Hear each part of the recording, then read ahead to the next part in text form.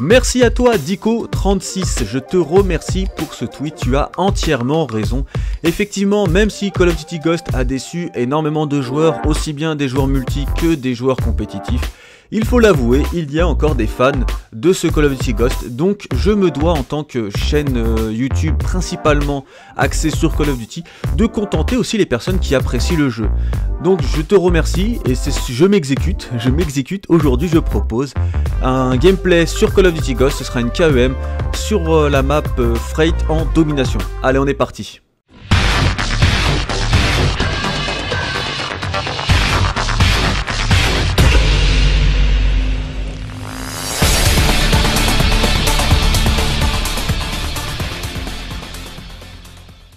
Alors, avant de vous commenter cette KEM, je me devais de vous donner une petite explication. Il faut savoir que cette KEM, je ne l'ai pas fait exprès. Enfin, comment faire une KEM sans faire exprès? Non, les conditions de cette KEM ne sont pas voulues, dans le sens où je n'avais pas mes classes. C'est ça qui va faire que je vais être complètement à poil.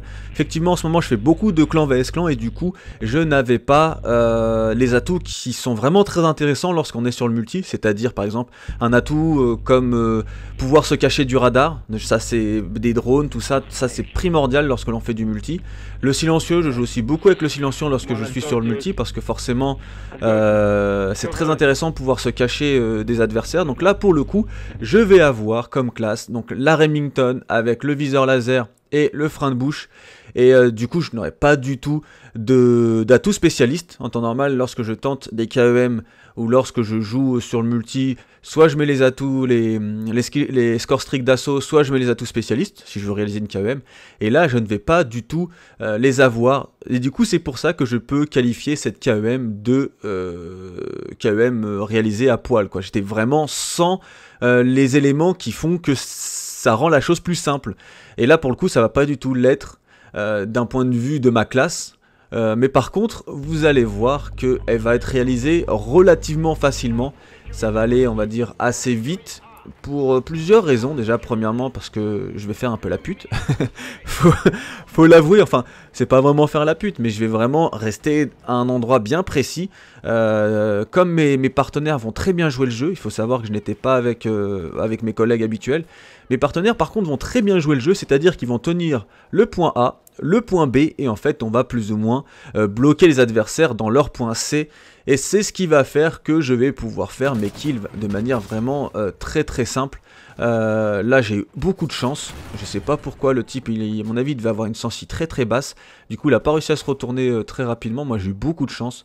Donc là, je ramasse une arme avec un silencieux. Donc là, pour le coup, je dois bien vous avouer que je pense que ça m'a grandement rendu service de pouvoir être un minimum non visible sur la mini-carte.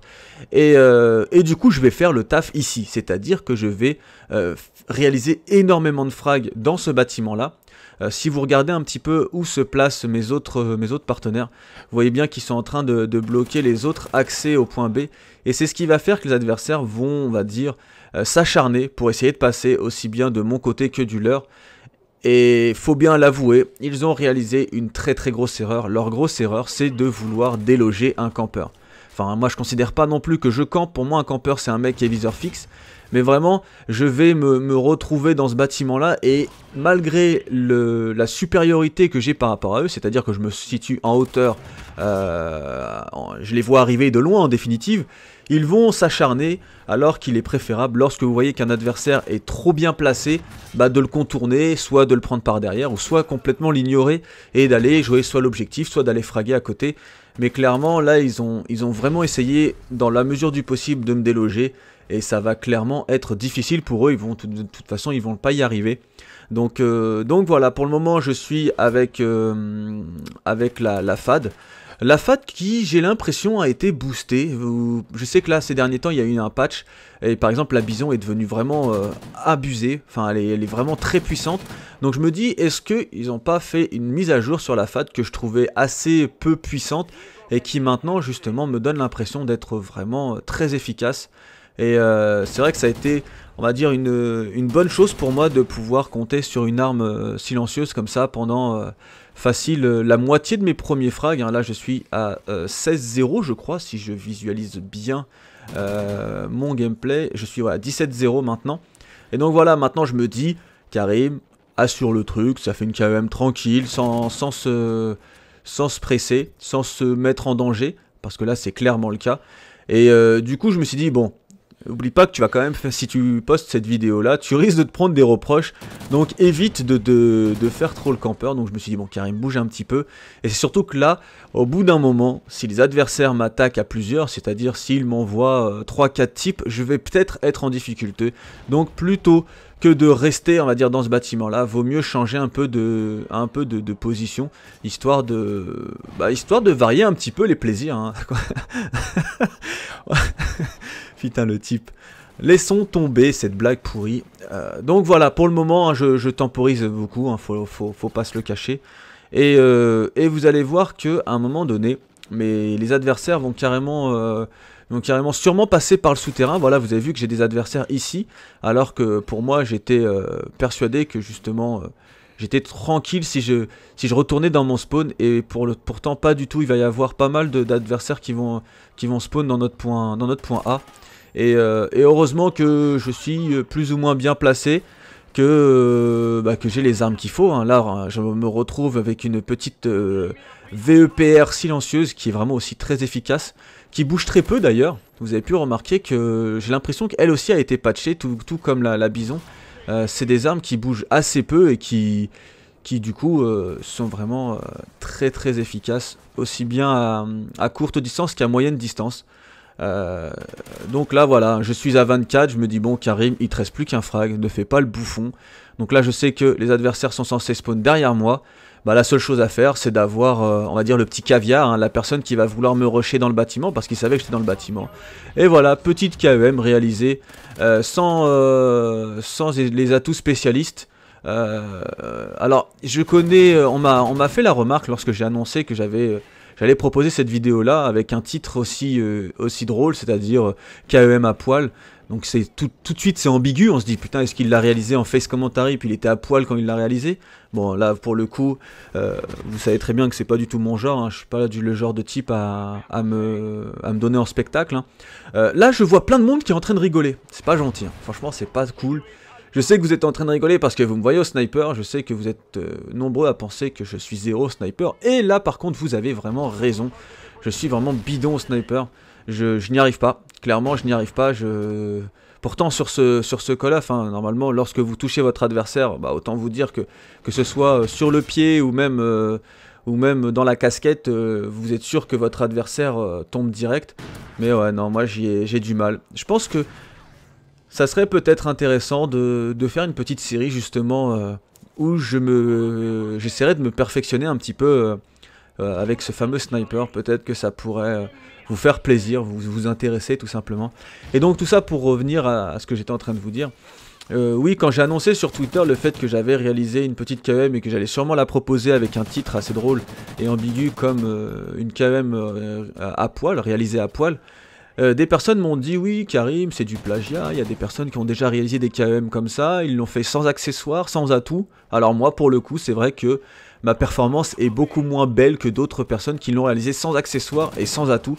Moi j'avais quand même des accessoires et quelques atouts, mais je n'avais pas les atouts spécialistes ni les atouts indispensables comme l'atout pour être invisible au radar.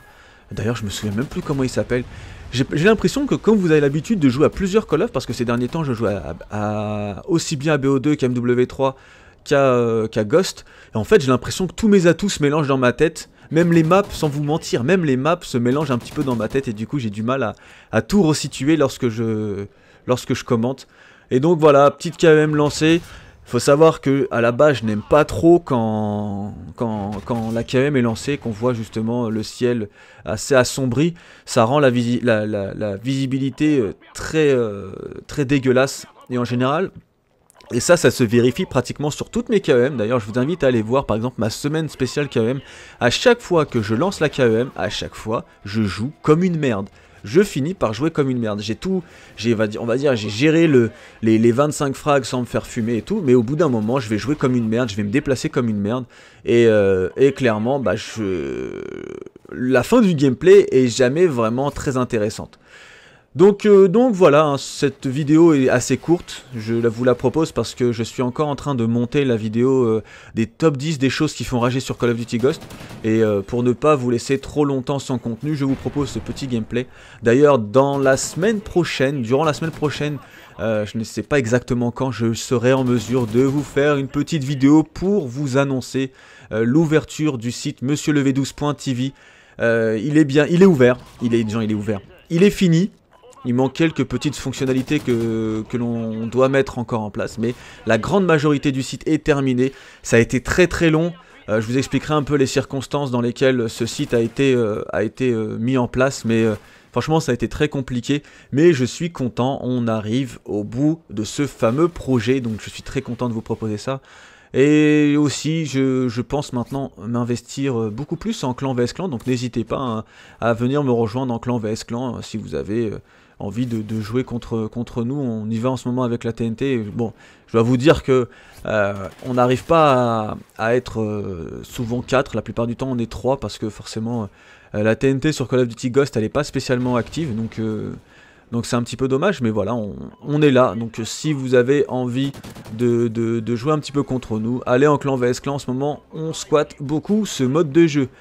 Donc voilà, un petit 47-7, un petit gameplay tranquille à vous proposer en ce fameux dimanche. J'espère que vous avez passé de bonnes Pâques et que vous n'avez pas fait une crise de foie à cause des chocolats. Je vous vois tous là, tous blindés de chocolat, du chocolat sur les dents et tout. Bon, sur ce, je vais vous laisser. Je vous souhaite à tous une bonne journée, une bonne soirée. Et je vous dis à la prochaine. Cette semaine, il va y avoir du lourd. Soyez là. Salut à tous.